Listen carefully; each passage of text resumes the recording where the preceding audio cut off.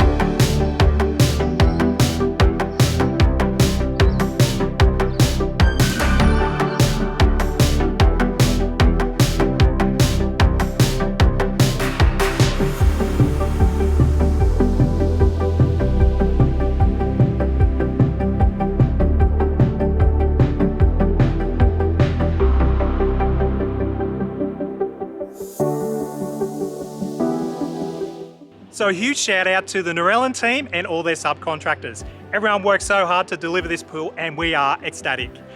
For those playing at home, this is Symphony 8 in the Summerstone, and we've got Tarosa Light travertine paving running around the outside. Each end we've got at 1.6 metres and then we run at 1.2 down the long sides. There's a method to our madness given we're on a fairly large block here. The area to the other side we're going to still maintain as a little children's play area, and then the mulch area runs through to all our garden towards the back of the block and wraps us around to the rear yard area that we've just turfed in one of the previous episodes. And while we're heading into winter and the water is freezing, we had to test it out, didn't we? So check this out. And we're just going to start to see the temperatures drop, particularly over the weekend, due to this very consistent, widespread southwesterly influence. Now I can't believe we're doing this. I had my tracky dacks and my Ugg boots on about half an hour ago, but you have to christen the pool, don't you? And for all you viewers out there, here we go. 3, 2, 1.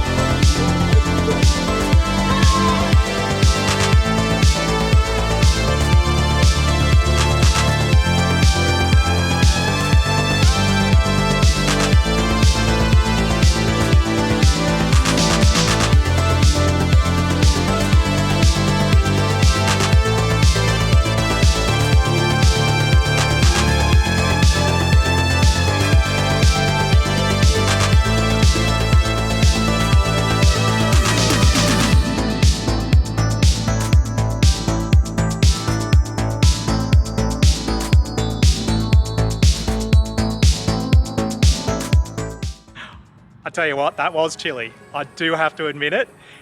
Michelle got out. I made the boys keep swimming so I get a little bit more footage, but we're going to put the pool cover back on now because it's way too cold to be swimming. But the good news is, while it's going to be sitting here for a few months, that first hot day we get, we're going to be in the pool and enjoying it for the rest of the summer season. So we're all ready for the hot weather when it rolls back around, rather than doing the race of trying to get the pool installed through the first half of summer and then you lose that whole season. It's one thing I do have to say, there's a whole heap of work that has to happen around a pool area. Make sure you plan it out so you've got enough time. We did this in 7 weeks. You could probably do it a lot quicker, but once all the trades come through, I think I used a week and a half after all the tiling and paving was done to do our works around the outside. But just be conscious, these things do take a lot of time and you just have to be patient. So if you can get it done during winter, I think that's the best way to do it.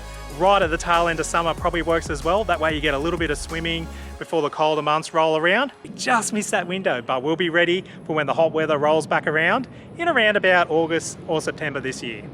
Also, every pool's got to have lights, doesn't it? So we've got 2 lights here that point back towards the fence, so you don't see the lights when you're looking in from the yard. And I'm just playing around with maybe some alternate lighting. So we might run some strip lighting down the side, or I wanted to run it down the curved edge between the mulch and the lawn. I'm not sure how that's going to work, but looks pretty cool, doesn't it? Now I've got it set to a bluey sort of green color, but you can choose any color of the rainbow pretty much and have it cycling through different colors and different scenes and stuff like that. It's just learning the remote. Don't lose a remote, it's very expensive.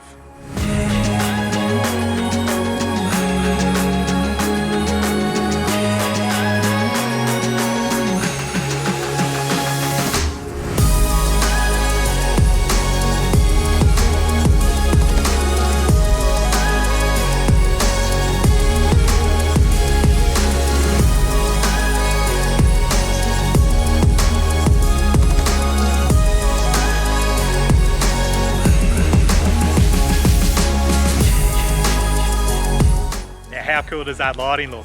Just gave you a little bit of a sneak preview because we still have the Kingston Park sign here that I need to do with our neon letters, and I still want to run some feature lighting around the pool area. So that's another project before summer, but I just can't wait till we're sitting in this pool on a summer's afternoon, daylight saving, kids are playing around, we've got the lights on, we've got a few beverages that we're sipping away on after a hard day at work. We've got a few more episodes coming through on this pool.